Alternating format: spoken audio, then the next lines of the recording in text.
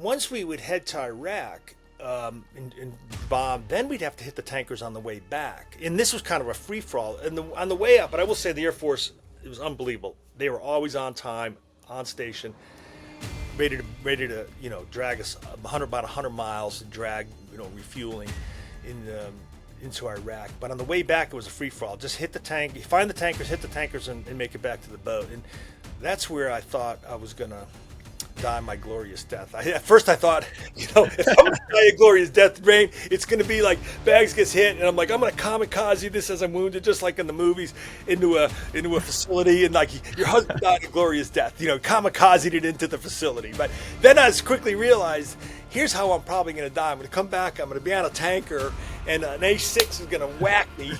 Because we're 20, 25 planes trying to join 4 tankers at night. It's a lot of times, and a lot of the planes didn't have radar. A6 had no radar, A7 had no radar. They're just joining visually, and it's just free for all. And it's kind of like, man, I can't believe we even did this. And that's where you're just looking left and right, and you're on the tanker, like, hopefully somebody doesn't whack me. And yeah, your husband, he died a glorious death. No, he died on the tanker. We blew up, and I think we saw him falling, on flames. It wasn't that glorious, screaming, but. He was crying the whole way down. Right, like he's swearing his head off, like mother. Tower, Delaware 6 is release you, runway 4 left, wind 040 at 5, clear for takeoff. Seat tied, altimeter 0 eyes, we're clear for takeoff, clear for the airspace. Viper check 2. My burn ramp curve was at 354. So yeah, that's on. Next, picture 16, 15,000, I'll give you some of that. Viper on target. So long as you don't do that, we're fine. But with that being said, Bax, welcome, man. It's good to connect on here. Thanks for having me. I can't believe you're having me, but thank you. Well, I mean, I guess really our friendship only goes back about a month, but our Honolulu to Sydney flight was by far the shortest flight I've had in that leg so far. It was pretty entertaining. And then, we almost diverted in there. We go back now. Yeah, I know. It was funny, and we were just laughing and scratching, and all of a sudden we're in the situation like, hey, we might run out of gas. We have nowhere to land. What are we doing? So, and we're still laughed about it. We're still, figuring out, and you did a great job and then you're telling me how to do a VOR with a 5.5 degree glide slope. I'm like, the good news, the last time I did a VOR, I think we did one in training, but then like prior to that might've been 15 years ago. So I was pretty full up on it, and I was going to win. We were. Yeah. It was going to be 3 degrees in the Googa to see something. It was a total wing. Yeah, not where we wanted to be, but look at us now. So we survived it. But again, thanks for joining. I'm looking forward to learn a little bit more about your history. We'll talk some flying fast jets, maybe flying some big old fat jets, and everything in between. But kind of with that being said, give me a little bit of background. Like, what got you interested in aviation? Where'd you come from? Where'd you grow up? So I grew up in Connecticut. And for some reason, when I was a kid, I just flew with a Blue Angel guy, and I sent him a picture in 1969. The Blues were in Nassau, Bahamas, and we were down there for vacation. And we saw the Blues in F4s then. And I'm like, man, I just wanted to do. I was 7 years old. I'm like, I'd love to do this. And so in the 70s, I kind of grew up. I'm a kid of the 70s. That's when I was in elementary to high school, and I was really into the Soviet USSR conflict. I mean, I hated commies, and I showed you yesterday. All my kids in my junior high, like, all they mentioned was me and communists and commies, and so I was really into it. And I was thinking, I'm like, I want to be in the military and I want to fly jets. That's what I really want to do, and.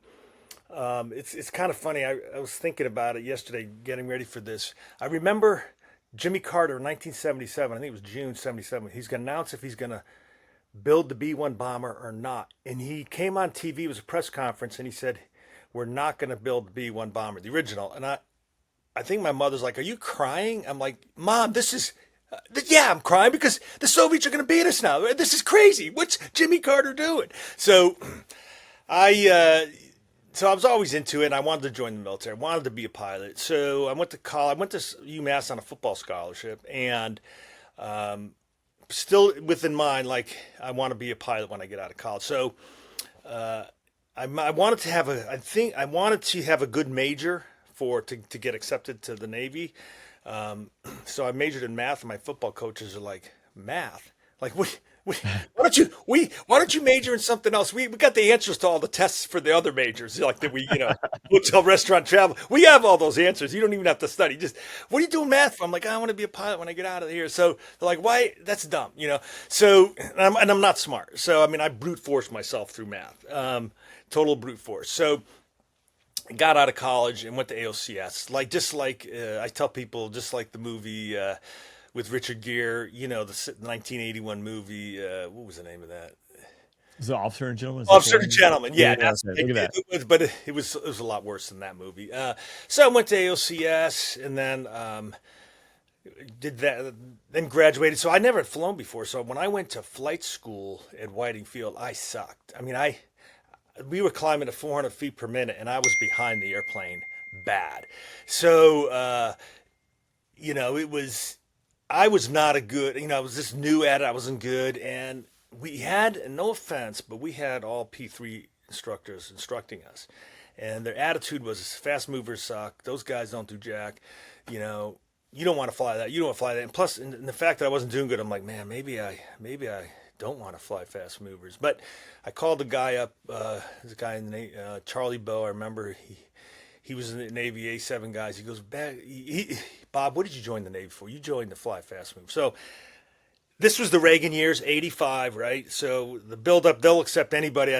Now that I know, they'll accept me. So they were looking for jet pilots, and luckily I just had the minimum grade, so I went over to jets, and totally different atmosphere when I went to the jet community. Laid back. What are you in the weather for? Look outside. It's nice.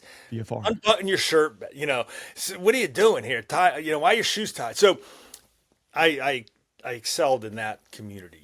Because I was with like-minded people. I think. And then in the Air Force calls them FAPES. I was a Sir Grad, which was good and bad deal, and I did good. I did good at the boat in training, but they made me a Sir Grad. But the good thing was I had a better chance of getting a plane I really wanted, like an F-18 or F-14. So when I did my tour, I got selected. It's actually kind of funny. I was all the Sir Grads, when they're coming up for orders, the skipper's usually pushing for them. Like, hey, what do you want? What do you want to go? What do you want? So I remember I'm in the bathroom and my skipper's there, and I'm like, hey, my orders are coming up. He's like, they are? I'm like, yeah, like next week. He's like, I didn't know that. I'm like, oh shit. Oh my God. Everybody else, all the other Sir Grads got their orders, and my guy. So I'm like, I'm gonna get the shittiest. I'm gonna get A4s and QB or a QB pointer, Guantanamo or something. I'm like, I can't believe this happened to me. So they call the detailer and like, you're up for orders? I'm like, yeah. And they're like, oh shit, we've given everything out. I'm like, this cannot be happening. But I think they go, what do you want? I'm like, I'd love Hornets Jacksonville. So I got that. And then as soon as I go through the rag there, 89, the Cold War kind of ends. So it's like, we don't have anything. Really, I mean, we were getting ready when I was in 82 on the USS America. We were getting ready for a May 1991 cruise, 5 months in the Med. They go, we're really cutting back on money. It's pretty much going to be a port visit every week. This is going to be a country club cruise, Carnival cruise before they even had Carnival cruises. And then, of course, August of 90, Iraq invades Kuwait, and then everything changed. And then that's kind of where that's kind of why I'm here, talking about the Desert Storm, That, well, I mean, interesting. I'm always interested in that time period because obviously I hear guys joke about flying up initial, still battling communism and the Soviets, right? Versus the last, 30 years of GWAT, more or less, plus or minus, completely different mindset. But that's the shifting point. I'd be curious. I guess maybe the lead up to the fall of the Soviet Union. I mean, my guess is in the squadron and the thought process is still big bad communism, and in that big block war of force on force. Well, like not even like you probably didn't know where Iraq was on the map. I wouldn't have known where Iraq was on the map in that time period, or Middle East wasn't it was all Europe, and being a Hornet guy, we could carry nukes and we didn't have much range, so anytime we did nuke planning, we were going to bomb Bulgaria. We were going to nuke Bulgaria because that's as far as we could go and back. So poor Bulgaria was going to get the brunt of nuclear weapons. Just to prove to the Soviet Union that we mean business, because we couldn't get it. The B-52s could get into. And then once the Soviets kind of were cracking, like, well, geez, what are we going to do? We heard they're going to start getting rid of the Navy nuclear program. We don't need to carry nukes anymore. Who are we going to bomb? But then it all changed with the Iraq invading Kuwait, and so in August, I remember my skipper saying, as they were building up, and President Bush was talking about the buildup, the word was, this is going to be an Air Force war. That's what they said. This is an Air Force war. The Navy's out of it. And we're like, oh, what do you mean? They're like, we've never put a carrier in the Gulf, Persian Gulf. It's the Strait of Hormuz. It's too close, too choke point. We would be suicidal to put a carrier in there to fight the Iraqis. We're sitting targets. It's nowhere to maneuver. The Red Sea, way too far for the Navy to tank and get to Iraq. We can't do it. We're out of it. This is an Air Force war. And we're like, you got to be kidding me. But as the planning was going on and they were moving up our schedule from May, the Country Club cruise in May, we were looking, and they were saying we're probably going to be deploying in December. And as we were doing workups, they were saying, hey, guess what? Change of plan. We're going to use Air Force tankers.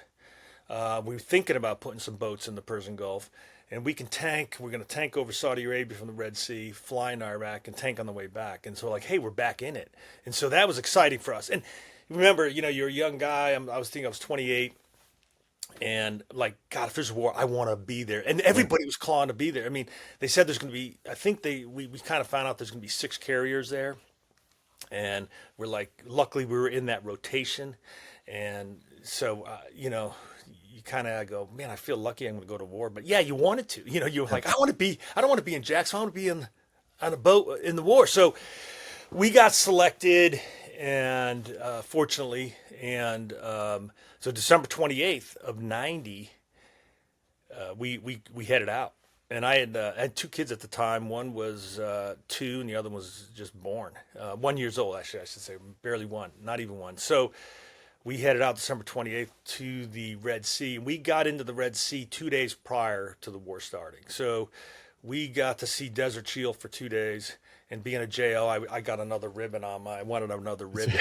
That's like, oh, good, I get a Desert Shield because I had no ribbons, And then 2 days later, the war started. So important stuff. You're right into it. Back up just a little bit. So obviously, May of 91, that's when you're anticipating going on a cruise, the gentleman's cruise. Yeah. Yeah. What does that timeline look like, or what's going on that bumps it up? Because also too, like, I'm jumping back memory wise. I think they're saying invasion of Iraq, it's going to be high death tolls. Like, a lot of guys aren't coming home. So what was that space like in the fall of 90 in August? Like, what was the temperament? And I specifically remember, good question. So August, they invade. Maybe late August, September, we're starting to get some word. Hey, this is going to be a major war. They have the 4th largest Army Air Force in the world. There's going to be, I remember my skipper saying, there's probably going to be 15% air casualties, at least minimum. Their air defense is so vast, so big.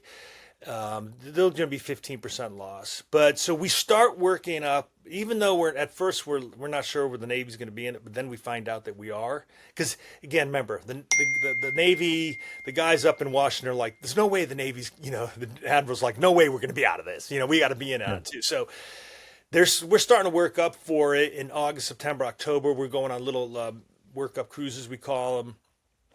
And we're finding out that, hey, we're going to be in it.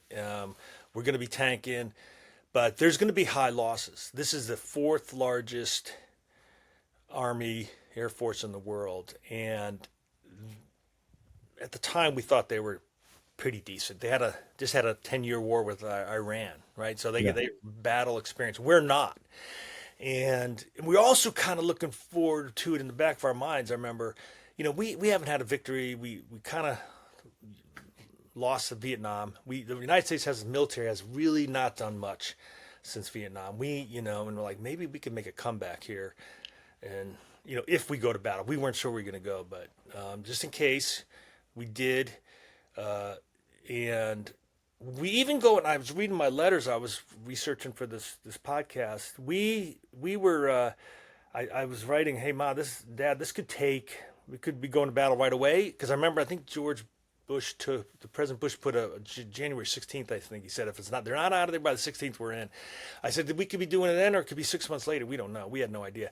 But I do remember 4 days prior to the war starting, I think on the 17th, we got word we're going in, and we had just, like I said, arrived on station, and they're like, yeah, we're going in. So we did 3 boats in the Red Sea and 3 in the Persian Gulf, and we put 3 boats in the Persian Gulf, and the rotation was, and I forgot about this, it was 2 days off, kind of doing cap, 4 days on, 2 days off. So we would rotate with the 3 boats. So because we were the last ones in and so late, the first 2 days we were just cap, and then day 3 we started flying deep into Iraq. So, and that was the interesting and fun part, was the flying from the Red Sea, tanking on the Air Force tankers all the way to Iraq and back. And one of the letters I was writing my mother, heading, like, some of the missions were 1,400 miles round trip. So 700 in, 700 out, carrying bombs at night, 4.5, 5.1. I was looking at my logbook, 5.1 hour missions. Even when I fly with the tankers, the Navy couldn't have done it with the tankers. So when I fly with tanker guys now, I'm like, dude, you guys saved us. Most of them were guard tankers, I remember. Yeah. 135s, KC-10s. We would take off from the Red Sea, fly. They had 2 tracks in Saudi Arabia. We'd hit the tankers, and it wasn't easy. We were loaded down with bombs. Every time we tanked before that, we were just clean Hornets. Right now, we're tanking down with bombs. 4 tankers at, I think, 18, 19, 20, 21, or something like that, 1,000 feet. We're tanking 20 planes. I mean, it was... And I was talking to you earlier, icing conditions. I don't know why it was icing, but it were icing conditions, and that was the hardest part at first. Like, holy shit, I can't believe tanking. I'm not worried about dropping bombs. I hope I can hit the tanker. Yeah, well, and 2, I imagine the Hornet, kind of like a Viper, when you load it down with bombs, not as maneuverable, not as much, or you're using a lot of thrust to carry that weight. Tanking in the mid-20s, loaded out. I mean, usually min AB, in and out, which makes hanging on the boom a little bit more challenging as you're trying to get gas, but also not, And a lot of, the first time I'm tanking it, I'm at 22,000 feet loaded down, and the boom is moving because of the weather. I'm getting ice indications. This windscreen, and remember the Navy, we joined on the, you guys put out a basket and we joined on the basket, but the boom operators used to moving it around for the Air Force guys to put it in, but we're trying to maneuver and he's trying to maneuver. We're like, stop moving that thing, just leave it there and I'll hit it, So we're playing this game, and it's got a big ball at the end of it. So, and if it whacks your windscreen or AOA, I mean, you're going to have to, you're in trouble. So that was very challenging. And once we would head to Iraq, and bomb, then we'd have to hit the tankers on the way back. And this was kind of a free-for-all. And on the way up, but I will say the Air Force, it was unbelievable. They were always on time, on station, ready to drag us about 100 miles to drag, refueling into Iraq. But on the way back, it was a free-for-all. Just hit the tank, find the tankers, hit the tankers, and make it back to the boat. And that's where I thought I was going to die my glorious death. At first I thought,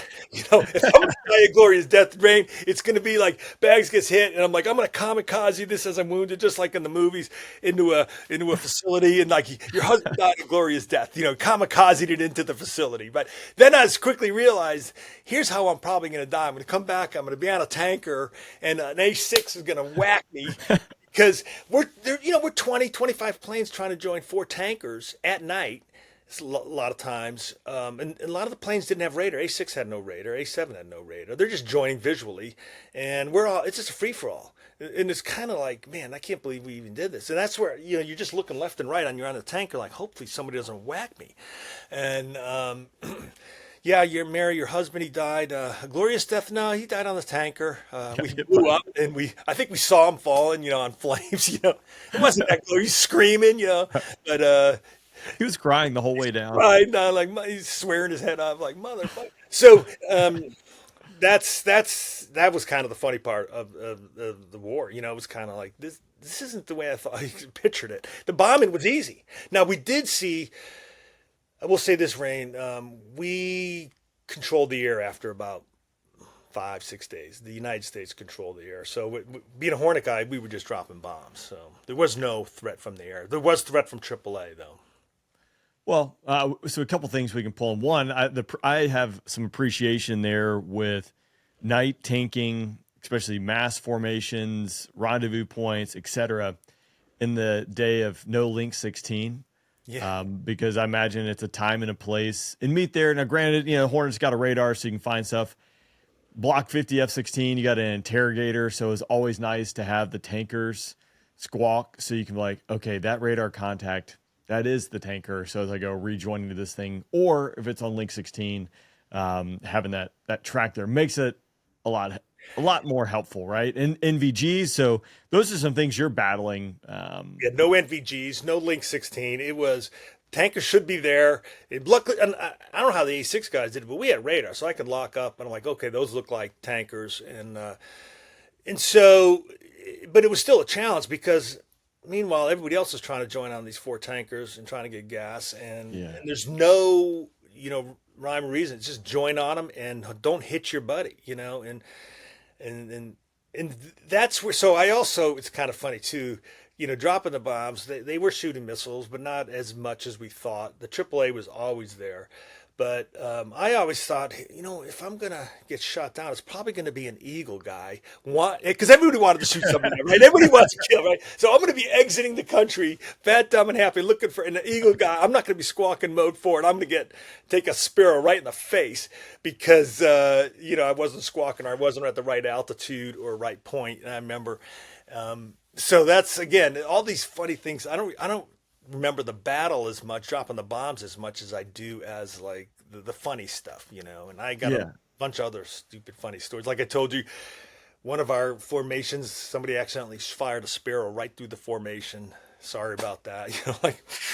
He was arming up, went right through. I want to hear a little bit more about that. I wasn't on that mission, but that was the funny one. And then I was on the mission where we were going in a big strike package up near Baghdad. I forgot what we were going to bomb, but it was daylight. And the guy leading the mission, he was a funny guy, he's a skipper, but he said, move the target time up 5 minutes. And so, what is that? Move it up 5. Is it 9 o'clock? Is it 9:05 or is it 8:55? So so the harm shooters are like, oh, we're supposed to shoot at 8:55, so we're going to shoot at 8:50, and we're thinking, oh, we're supposed to bomb at 9. 5 minutes after the harm shoot, so we're going to bomb at 9:05. So all of a sudden, we're thinking 9:05 for dropping bombs. They're thinking 8:50. All of a sudden, we see these harms going above us, and they're really kind of cool, looking like, oh, harms are going off. Aren't they a little early? All of a sudden, we're no longer getting locked up. The Iraqis are shutting off their radars. Then, as we're getting closer to target now, the radars start coming back up raw. Like, oh shit, they fired too early. We're bombing too late. Now we're just totally naked. It's just like, this is not happening, but this funny words matter. I think move it. It goes back. Hopefully it sorted all that, but even still, what was the NASA Mars rover, right, where it was standard versus metric a few years ago? They launched this thing to the Mars and then waiting like 7 years. This is going to be amazing. It just like augurs in like. And I remember some details when he goes, move it up 5 minutes. And what does that mean? He's like, up 5 minutes. So everybody's afraid that like, well, late. I'm thinking later on it's TOT +5, TOT -5. But just funny stories like that. And I remember specifically. Well, you go ahead. I can keep talking, Rain. No, this was, but I don't have anything interesting. So, I love hearing this stuff. So. My skipper he was a warrior. So Jim Ross, he was FedEx, God rest his soul. He was a good dude. He's a warrior. So he's like, we're going to drop bombs. And we had this, I forgot what they called it, but we carried 2 bombs. We could only land on the ship with 2 500-pound bombs. Anything more than that, we just had to drop in the water because it was too heavy to land on the boat. So it was a mission you take off, you cap, you protect the boat from boats coming out. And he's like, Bags, that's a bullshit mission. He goes, tonight, you and Woody are taking off. He goes, forget the mission. He goes, you're going to go into Iraq, find a fact to talk to, and drops on something. I don't care what, but don't come back to the boat with 2 bombs, and don't drop them in the water. So we took off. I remember Woody. I'm like, Woody, you got the radios. I'm going to be looking for a fact. So I found a fact, and I'm like, hey, we got 2 Hornets here. We got 4 bombs, 2 bombs each. We're looking to bomb something. He's like, yeah, here's a kill box. And I'm like, Woody, we found a place to bomb. And I went. I think I showed you the video. I was bombing at night with a flare at 10,000 feet level with iron bombs, trying to hit 2 moving cars. I missed him, but I scared one of the guys so bad he stopped his car and ran out. You could see it on the flare. So, and one time I didn't have a mode 4, and my XO was like, you can't fly bags without a mode 4. You're gonna get some Air Force guy's gonna shoot you down, thinking because you're not squawking. In jungles, he's like, Bags, do you want to fly? I'm like, yeah, I want to fly. He's like, stay on Deli's wing, don't lose him or you'll be dead. I'm like, okay, I'll stay on Deli's wing, even though I'm not squawking. So so it was good to see that, but the war was going so fast, Rain, and the war at first, if I remember correctly, they said this is going to be about 10 to 2 weeks of air war, then the ground war. But it was going so good that we just continued the air war because for like 30 days, it was just going so well. We just dominated. And they go, all right, we have to get ready for the ground war. So they took the America from the Red Sea and they moved us into the Persian Gulf. So now we had 4 boats in the Persian Gulf. And I sent you a picture yesterday that I had drawn, and we were flying 12 miles off the coast of Iran. We were capping in there. So we had 4 carriers in the Persian Gulf. And now we're doing the short range into Kuwait to get them, soften them up for the ground war. And I was telling you earlier about that. There's a little island off of Kuwait called Failaka, and we knew Saddam thought he watched too many World War II movies. He thought we were going to put the Marines on Failaka and do an amphibious assault across the Persian Gulf into Iran, into Iraq, and that's how we were going to attack him, and Iwo Jima too, So, but it would have been suicidal. He was going to dump 10 million gallons of oil in the water and light it. I mean, it just would have been suicidal. But he thought we were going to do it, so we wanted him to think we were going to do it. So they go, hey, we're going to bomb Failaka today, even though there's nothing on there. They took all the people off. It's like a Martha's Vineyard, I guess, for Kuwait. So they took all our Kuwaitis off. Our Iraqis are living there, and so go bomb, soften it up, make it look like we're getting ready to stage. So, I got a mission one day to bomb Failaka, just whatever, and I'm coming through the clouds. I'm like, there's no way I got hit something. And as I broke through the clouds, I saw a house, and I'm like, drop on this house. I'm like, what a waste of bombs. Not only it was such a fast drop, I missed the house, but this is just ridiculous. So I'm looking back, and I see this house just obliterate with my bombs. I'm like, so I blew up some rich Kuwaiti's house on the beach just to make it look like we're doing amphibious assault. But at least I hit my target. But it was kind of funny. And then, of course, the ground war started, and that was moving so fast, Rain, that my last mission, we had 6 Hornets, and the CAG was leading us, and we went to our 4th target. They're like, hey, your first target, there's too many friendlies in the area. Here's another target. Talk to this fact. He's like, nah, what do you guys got? We're like, we got 6 Hornets. We got 3,000 pounds. Like, that's way too much. Too close to Americans. Here, try this guy. So finally we got to our 4th target, and they're like, hey, there's a causeway you guys can bomb. And it was a lot of times it was cloudy over Iraq. So I was pretty good at working my radar, so I did a radar bomb on a causeway, and then I quickly switched to my FLIR to try to get films of it, and I think I showed you that too when we flew. But I was, then the next day the war was over, and it went fast and furious, and then it was such a good feeling, like the United States. Not only did we win and not lose many people, but it was such an overwhelming victory. Like, the United States is back. We are everything we thought we would be.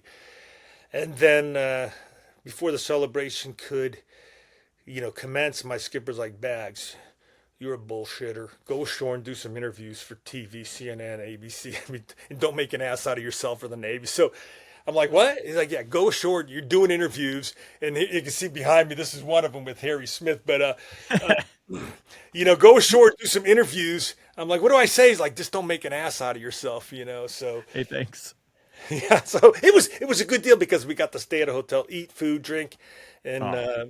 you hang around with the media, you know. But although I did it, I did the interviews. I didn't do anything great in the war besides anybody else. It was just right place, right time. Well, so one, I can appreciate that. People listen to the podcast. I've told this story a couple times, so they can just skip through the next 45 seconds. But when I had to do my L&O tour at the KOC, miserable because I'm missing the fight for 3 weeks or 2 weeks or whatever it was. Every Air Force guy is miserable because they're all doing their stint there, except for the Navy guy who's the happiest guy on the face of the earth. He's like, I got Wi-Fi, 3 beers a day, my own room.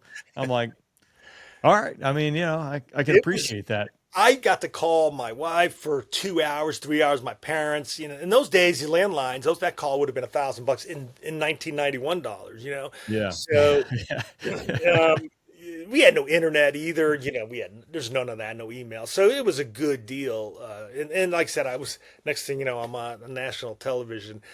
You know, again, not because I did anything great or more than anybody else, just because my skipper's like, Bags, go ashore and do some interviews. You know, don't make an ass out of yourself.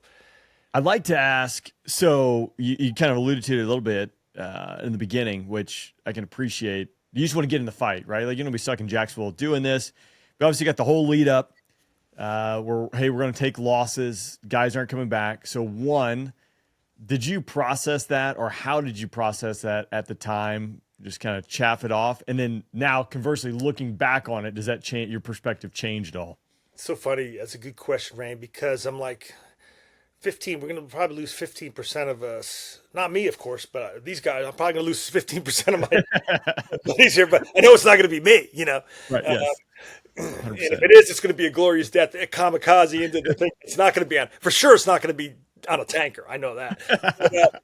Yeah, just, again, 28, want to be in the fight. I had 2 kids, you know, 2, and my daughter turned 1 on February 1st while I was on cruise on mission, and, you know, in the war. But I didn't think like it was going to be me, you know. I was young. Now looking back on it, I'm like, maybe I should have. But I guess that's your mentality, you know. That's the mentality you have when you're that young and you're that into it.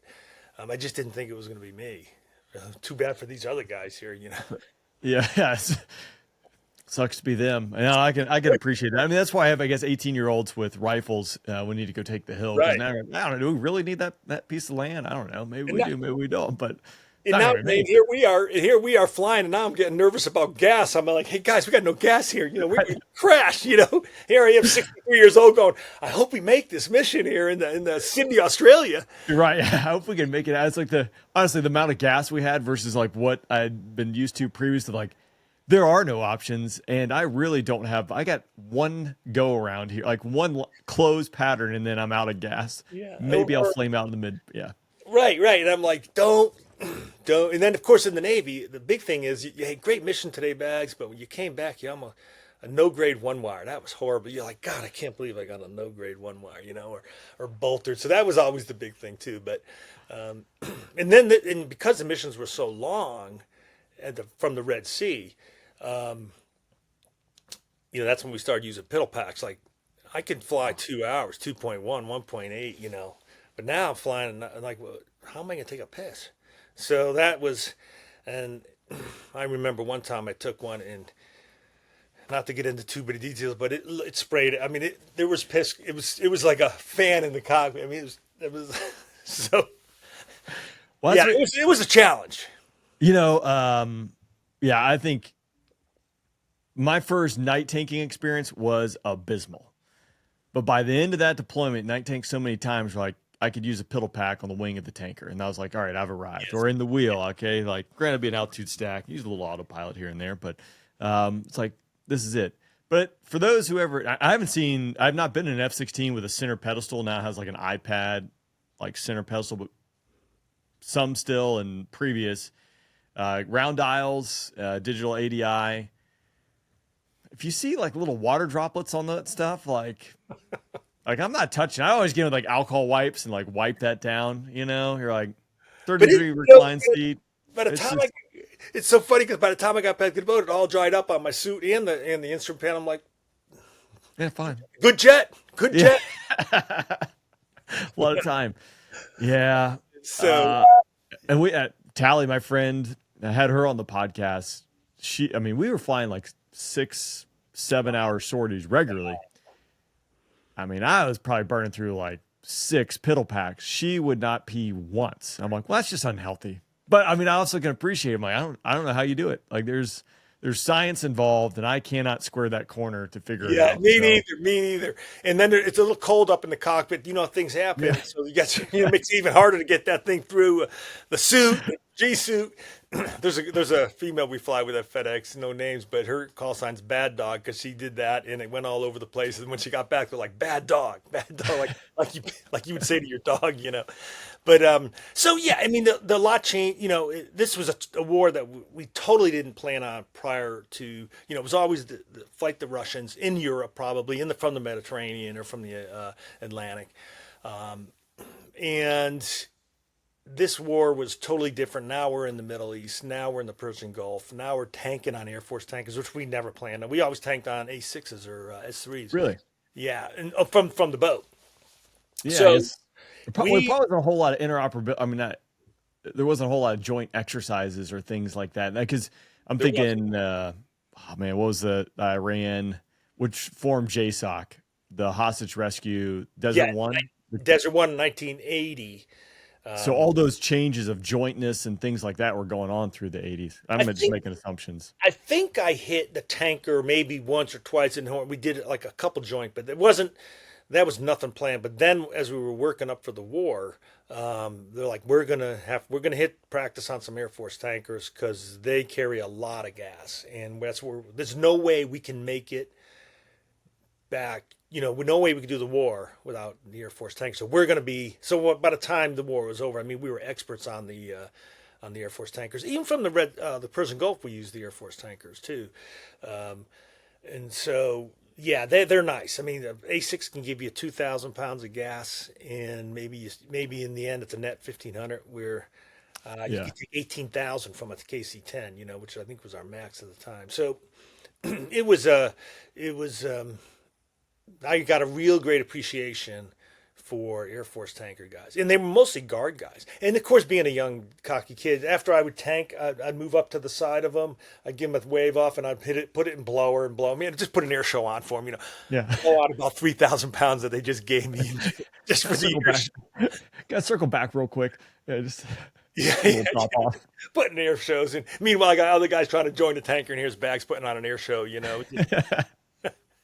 So. That it is a miracle that, you know, if you think about, like, you got all these pieces of metal flying 500 miles an hour through the sky, able to make magic happen in the weather at night, all sorts of stuff going on. And yeah, it was a great experience. I mean, really felt salty and after the war because of all the stuff that we had done. A lot of it was ad-libbed, and you know, you really felt good about yourself, you know, about all this. It wasn't like we had trained for, you know, prior to the war, but you know, so things changed, and yeah, it was just a great experience. Again, we fortunately we didn't lose a lot of pilots, and you know, we did control the air.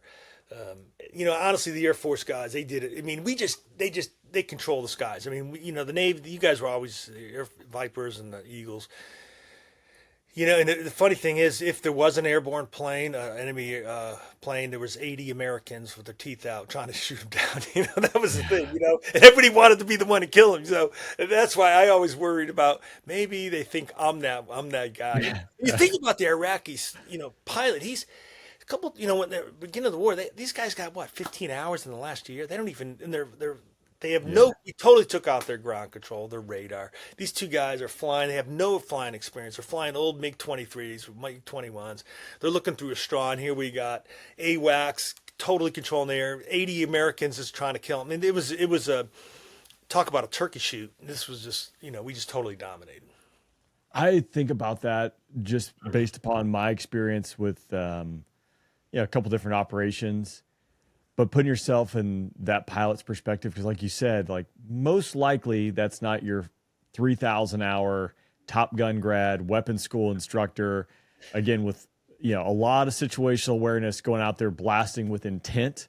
knowing what's going on. It's like your guy with like 20 hours who's going to go fly around the flagpole, or, his boss said, hey, I need you to go fly this here to there, and just completely unaware. And, and for those like who are listening or watching, man, I put a picture like, if you look inside the cockpit of like a MiG-21 versus the cockpit of a Hornet or a Viper, you're like, dude, who designed this? Well, obviously the Soviets, and like the ergonomics of it, you're like, this is a CRM nightmare, or cockpit resource management nightmare of like, how do you manage the information and what you're doing? It's like, this switch is way back here that I need to turn on and get space. Yeah. So I do wonder about those guys. Like, what did they know? I appreciated. I understood. I mean, those guys were going against. It's a sixth grade basketball team going against LeBron and the Lakers. You know what I mean? Yeah. It just wasn't even. And I always give of course, the Israelis get credit, but when you think about who they're fighting most of the time, they're not fighting the Americans or the Singapore Air Force. They're fighting. Yeah. And so we were able to dominate. I did feel, first of all, I would like to say we were told you cannot indiscriminately bomb. You will not indiscriminately bomb. You can't find your target. We had places where we could drop our bombs in Iraq, or in the water where there'd be no subs to get rid of them. But we were not allowed to just indiscriminately bomb. And I remember there was a central airfield. I can't remember the name of it, but it was like, if you can't bomb your target, just go to that airfield. You can drop through the clouds on that airfield because there's nothing around there. So those poor guys, they were wishing for good weather, because if it was bad weather, we were going to drop our bombs on top of them just to get rid of them. Yeah. So that, it was, it was a good. We dominated. It was a good experience. I did feel for the guys on the ground, the troops, because these guys were getting literally leveled, for 30 days. It's almost biblical, 30 days and 30 nights. We were just bombing them, and they're sitting on the ground waiting for the ground war. And that's why the ground war took 4 days. They were just beat. So it was a great plan. The guys who planned it, I think there were 2 Air Force guys. They planned it. It was phenomenal.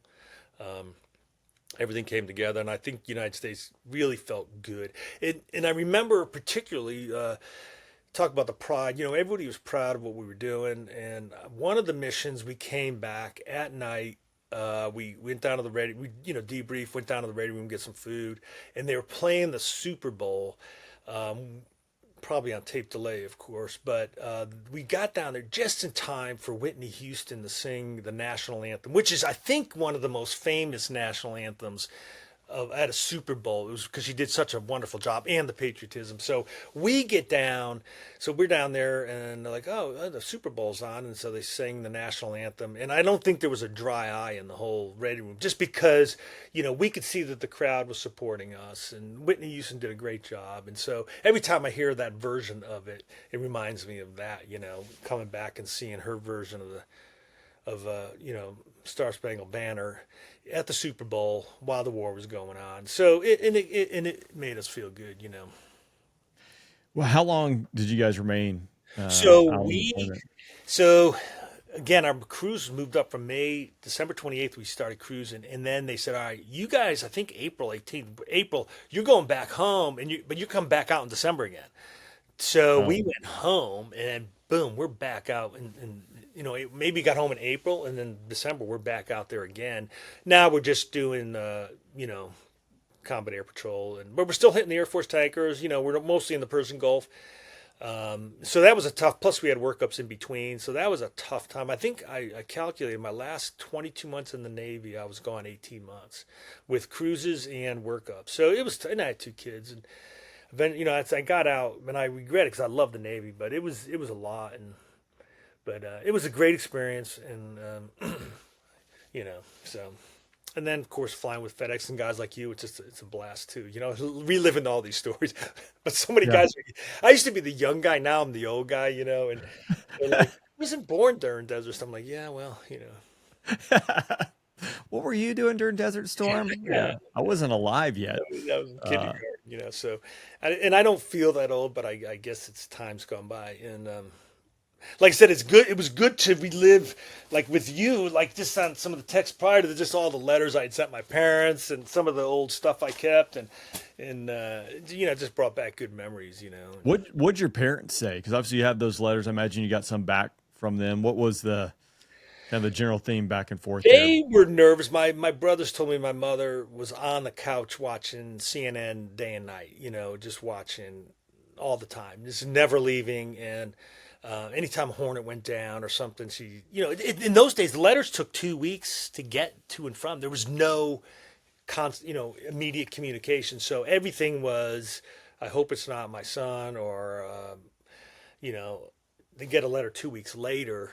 And but who knows what happened in those 2 weeks' time. So they were nervous. My parents were nervous, and my wife was too, of course, with 2 kids. But she had other Navy wives to, they were all in the same boat and stay strong. So your transition out of the Navy, what was the timeline? What was that environment like? Because obviously, you're now into a long career, but it was not easy. It was. I got out in June '92, and the airlines just started furloughing. The economy took a tank. That's why Bush lost to Clinton, because the economy went down, and that was Clinton's thing, the economy. So Bush even had like a 90% rating after the war. I mean, a year later, he lost the election, and so the airlines were furloughing. I get out. I'm on cruise, and I have no time to look for I can't, get a job with the reserves or a guard or anything. So I get out. I'm totally nothing. And so I actually took a job with FedEx as a ground guy. So I went from a Hornet pilot, right, war, on TV, war hero in my own mind, to now a delivery driver for FedEx, just because it had money and benefits. And then eventually I finally got on, and when they started hiring again, I got on in '95. And thank God, and I was a second officer on the 727. A lot of guys were bitching and moaning about it. So you did 2-ish years as a ground guy? 2 years, yeah. That's why if at FedEx, I've been with the company 32 years, 93, 32 years, but I've been flying with them for 30. So yeah, and that was a tough time, but I tell you what, it was a humbling experience. And as you know, when you fly with me, that's why I'm like, don't be a dick, to these ground guys, because I was on that side, for believe it or not. I was like I said, Hornet pilot on TV in the war. Right now, I'm delivering. Now I'm back in the pilot seat. I'm like, don't be a dick to these ground guys. It's a tough job. I've been there. I know it. Very humbling, but it's always stuck with me. And that's why I have the attitude that I do in the cockpit. All right, question for you, because I'm gonna make some assumptions here, right? Like I can envision, coming from where you were, King Kong, top of the mountain, to the transition, getting out. There's lots of turmoil, unknowns. That's an uncomfortable period of time for anyone who hasn't gotten out of active duty, going to anything else. It's usually tumultuous. There's a lot going on. It was a lot. But you're probably happy you got the ground job for about 4 months, and then you're like, okay, what am I doing? Why did I get out?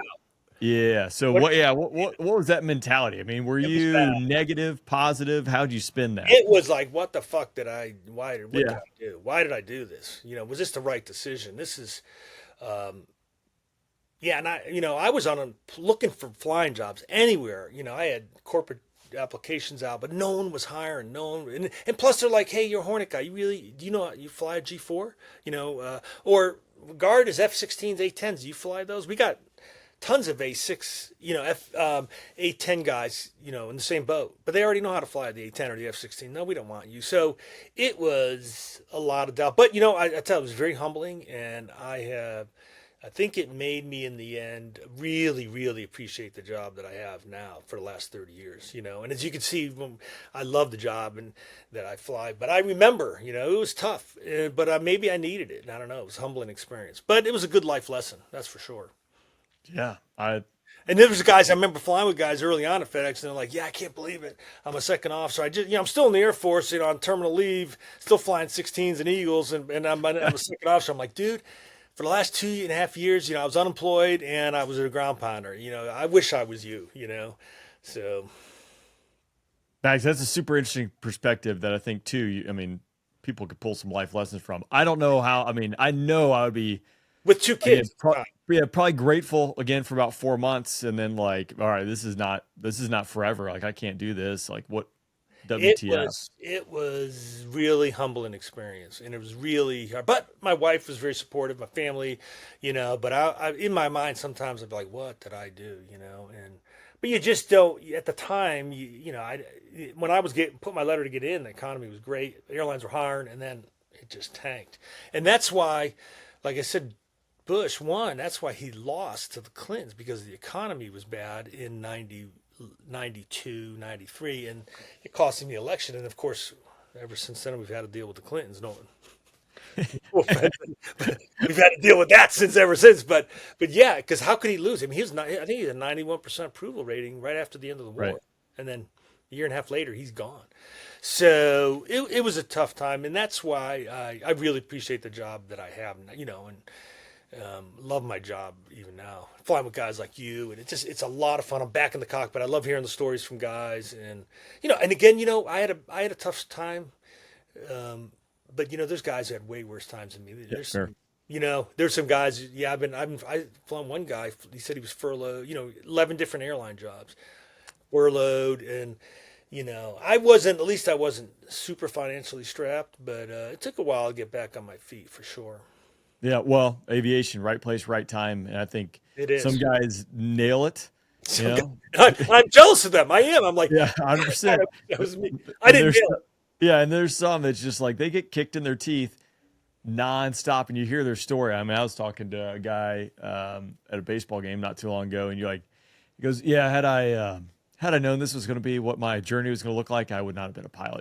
But he was 2 years off every. It's just like, man, you hear his story, you're like, furlough, And shut down, furlough, shut down, like. And so I got on with FedEx, and Rain, and it's been a great 30 years flying. I mean, because we've flown together. It's just, we fly to Sydney, we laugh and scratch and have fun on the way there, and then we have fun on the layer. It's just a great job, and I wouldn't change anything I wouldn't change anything. But those 2.5 years, like I said, I don't know if I mentioned, I was unemployed for 9 months. Then I worked so it took me 3 years to get a flying job, from when I got out of the Navy to finally flying for FedEx. So call it June 30th of 92 to August 20th of 95 was when I finally got a job. So unemployed for 9 months, then doing ground pounder for 2.5 years, and then getting on. So that was a long 3 years. Yeah, I believe it. When I was a second officer, most people bitched and moaned about it. I was so happy to be plumbing on that 727, getting coffee, Yeah. And, but Perspective, yeah, and appreciation. And like I said, maybe I needed that slap in the head. Who knows, Man, yeah. That was I did not know that, but listen to it, I'm like, whew. That's why my employee number is 176830, but the guys I got hired with as pilots are 226-180 or something like that. So my employee number is not representative of my seniority number. Yeah, okay. Well, that makes sense. At FedEx, as we know, after 25 years, it doesn't matter. I got 33 years with the company, or 32 years, 30 years flying. It doesn't matter anymore. Yeah, are you on the first column or the second column of that's like, once you make that first column, then you're like, well. Yeah, it doesn't matter anymore. You can do whatever you want. If you have a bad trip outside of the company rescheduling you for something, it's your fault. It's my fault, yeah. Unlike me, I'm at the mercy of whatever they choose. They choose my own adventure. When you're sitting there going, my third choice, this can't be. This can't be schedule. Are you sure that this is right? So. That's a lot. That's a lot like my schedule. Yeah, like third-ish choice. That's kind of where I'm living. 300. This puts you on the spot because we didn't kind of talk about this, but it'd be interesting. Is there one particular time period, flight, etc., that stands out in your mind of like, oh shit, that was crazy? It could be Hornet, it could be FedEx, it could be both. Just recently going in Australia with no gas. Yeah, with you. But again, think about how much gas we had. Now, albeit, it's a big country. There were a lot of airports, but the airport they wanted us to go to, yeah, I don't know. Familiar. Yeah. The United States, they go to Nashville, go to Cleveland, it's easy. Like, where are we going to? Yeah. Where's Canberra? I never heard of it. So, it's funny. I laugh about this one again. So we're in the Gulf. I'm doing an Alert 7 during the war. And my plane, Alert 7, we're supposed to be next to the cap. Alert 7 minutes launch, I'm sitting in the plane, 7 minutes ready to go. So I'm sitting in the plane, and I'm at the front of the boat, the bow, and there's 8 planes behind me. I'm like, I'm not on alert 7. I'm alert hour and 7. There's no way that I could launch in less than an hour. So I'm like, fuck this. I get out of the cockpit. I walked out of the radio room. I'm like, this is stupid. I'm not doing it. And like my memory XO going, Bags, what are you doing? I'm like, the alert 7. He goes, aren't you alert 7? I go, yeah, but I'm parked. Look at my plane. He goes, I see your plane clear. As a matter of fact, it's near the cap. I'm like, oh shit, they already cleared it out. In about a half hour, they cleared it out. Then he goes, you better get up there. And so I started getting dressed, going walking back. Then I hear, now launch the alert 7 Hornet. I'm like, holy shit. if I don't launch, and if 86, who's the alert 15, launches in front of me, I am going to be, they're going to go back. What the fuck were you doing? So I run out to the flight line, jump in the airplane, and I'm like, it's daytime. We had a SINS cable. I forgot what it stood for, but it would align your INS. It'd take about 7 minutes. If you didn't have the SINS cable, it could take about 15, get your INS aligned while you're moving on the boat, So I'm like, fuck it, unplug that thing. I'm just going, So I get in the plane, start the engines, and 6.5 minutes later, I launch without a platform. So my here's my platform. It's sideways, but I'm like, it's daytime. I can suck this up. I can fly like this. So, of course, I'm doing a cap and my platform's like this. I'm in the goo now. Luckily, I joined on a Tomcat. I'm like, listen, I can't navigate because I have no INS. I'm upside down as far as I'm concerned. And he's like, well, good. My radar doesn't work because that 14, they were always letting us. So I go, I got a good radar, but you can navigate me. So I'm like, okay, I can suck a day landing without a platform. I landed the T2, the A4. I can do this. He whatever my call sign was, Marauder, whatever. You're going to be, we're going to double pump. You hit the Air Force tanker. You're going to stay up for another turn. So now I'm like, holy shit, now it's going to be a night landing. And meanwhile, I'm trying to get an airborne plane. I'm trying to align. I have a gouge on how to get an in-flight alignment of this thing. It wouldn't do it. So now it's dark. Now my platform is it's goofed up. Now I'm doing a night trap. I'm like, this cannot be happening.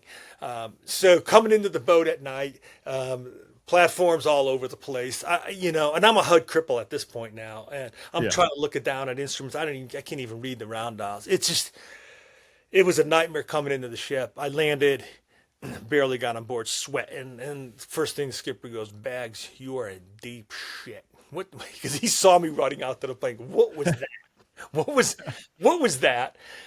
You need to go he was bullshit me. He goes, you need to speak to the skipper of the boat, CAG, because you are in total trouble. But I didn't get in trouble, but it was just I still feel, I'm like, it's like right now, I mean, if I didn't have my HUD in the 777 or we lost, if I'm on that standby gyro, it's not, going in the Canterbury, it's not gonna be good. The VOR approach, that's what I was doing essentially.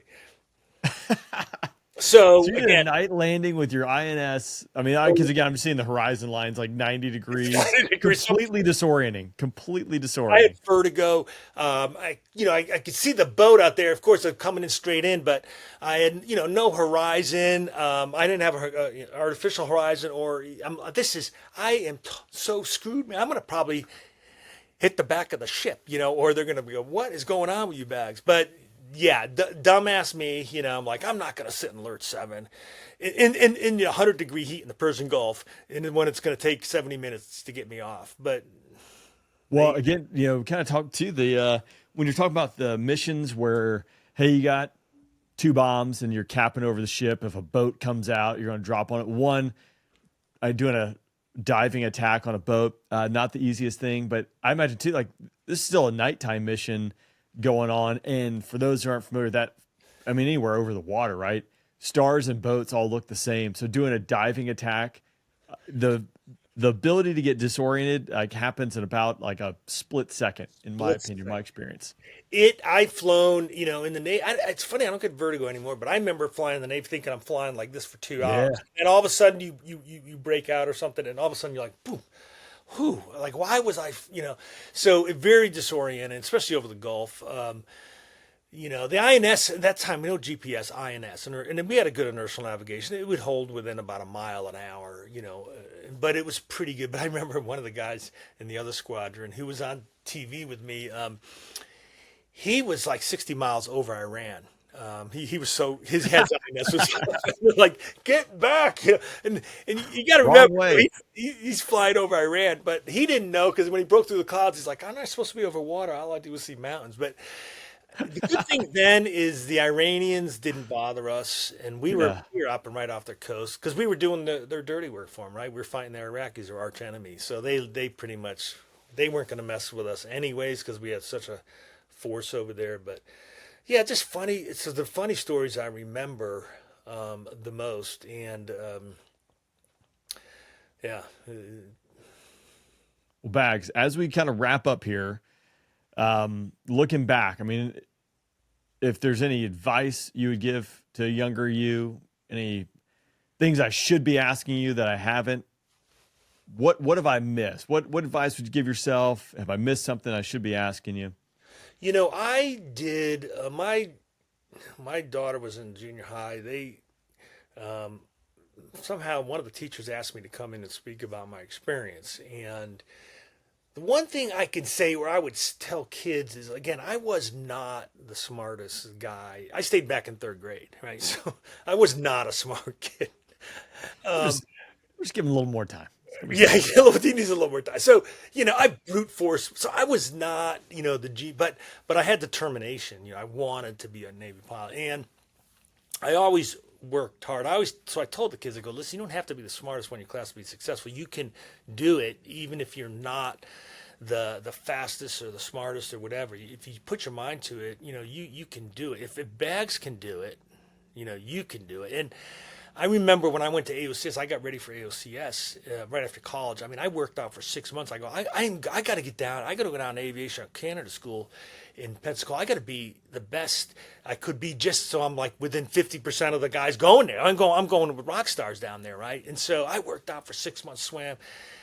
And when I went down there, Rain, I was surprised how many fat people were. And so I dominated, because no one worked out. I'm like, this can't be like. So I was over prepared. And the drill instructors later on told me, they go, yeah, we could tell right off the bat who was weak and who was, prepared. And we went after the line. We went after the weak, the wounded, antelope in the back. So I think it was just So be prepared. If you don't have to be the smartest or the best. You can do it. And also, when you have a tough time like I did when I got out of the Navy, you just have to persevere. You gotta dig deep, keep working. And like I said, that was a great life lesson for me. Those 3 years when I was Navy to FedEx flying, that was tough. But I had 2 kids to raise, a third right before I got hired by FedEx. I had a third. So, just keep working hard and stay out of trouble. I did stay out of trouble. So, and now my career is winding down. 2 years to go, and I still love it. I still love flying guys like you and me. Like we had fun. I mean, I just met and we had a great time. And so I think we got the easiest job in the world. But we do need a new contract, FedEx. Yeah. Hammer that one home. Like, let's get this one done. Yeah. Dragging out too long. Yeah.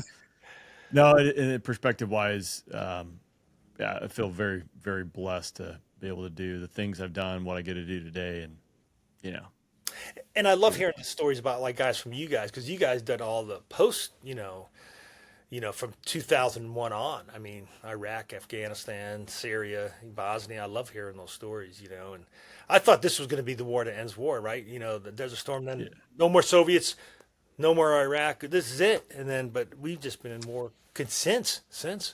Yeah, it was the opening chapter. Little did we know. I thought it was open and closed. Like that was it. Yeah. It has been going on since. Pretty much. Yeah, I don't think it's going to ease up anytime soon, so it doesn't appear. No. I mean, right after, I got out, we had Bosnia, and then, of course, 9/11 in Iraq, Afghanistan, and now back to Iran again. And it's kind of funny. I was in high school when they I think it was a senior, when they when the Iranians took over the hostages. And in 79, I think it was November 79 they did that. And I was a senior in high school, and I still remember that, and I was pissed. And here we are, 46 years later, bombing them, trying, and I'm feeling good about it. Like finally, after 46 years, we're doing what I wanted to do in '79. But we didn't have the capacity. It is a pretty wild story. I think you mentioned the newsletter the guys put out there last week was that was crazy. 15 I want to hear years. those guys. I want to hear those. I want to hear those. I wonder if it's going to be a Discovery Channel or something. 15 years. Or the guys who planned it. You talking about the guys who planned it? Yeah, I want like the guys who planned it. It's crazy. 15 years. Isn't that wild? Hey, you're going to sit in this room with no windows, and you're just going to study this place, every inch of it, and then, we don't have a way to kill it, so now we're going to develop a bomb to destroy it. You're like, it's pretty impressive. You put bags in a room for 15 years, and I'm twiddling my thumbs. I don't know. I'm drawing pictures. My attention span. I couldn't have done it. But it just that is. I want to hear how this story went. And like we were talking about, it's kind of funny how they're like, well, maybe we didn't destroy it. I mean, they're drilling holes and putting cameras down there to see. It could be tough to use. Yeah, if there's 100,000 tons of rock on top of these centrifuges, they're probably not working. They're going to have to get a level out at least to get these things recalibrated and spinning right. There's no way. So it was a great job, of course, by our forces again. And so we got a great, military. It's the politicians who usually make it harder on us, right? Or goof it up or whatever. Yeah, 100%. One day. Well, that'll be for another conversation where we'll go solve all the world's problems and then. Yeah, there you go. Well, I thought we did a lot of it on that 10-hour flight from Honolulu to Sydney. The problem is we just didn't write any of those answers down, so then we have to revisit it. That way we can send up the policy letter to get all these changes enacted and make stuff happen. But Rain, here's the funny thing. Yeah, on our flight from Honolulu to Sydney, everybody like who does that? And then hey, we'll discuss it over beers downstairs. Yeah. It's too good a life right now. So yeah, someone has to do it. Bags might as well be us. This will be us. Yeah. Hey. Thanks for taking the time. It was good to hear a little bit about your story and capture it, and we'll do it again sometime soon. Thank you, Rand. I appreciate it. Again, I didn't do anything great. I was in the war and lucky enough to be there. Some people would say unlucky enough, but it was just part of the gang that was there doing it, and it was fun. I enjoyed it. It was a good experience, lifelong lessons, and I appreciate you having me on, reliving it. I'd forgotten about it. I'm just going through letters, and I'm like, I can't believe some of the stuff I was writing. As we talked about yesterday. So, I'm like, okay. So, but it was good to relive that chapter again. I really appreciate you having me on and listening to me. I hope I was at least somewhat interesting or engaging. So, I think I was entertained. So I think everyone will be entertained. So, Bags, I appreciate it.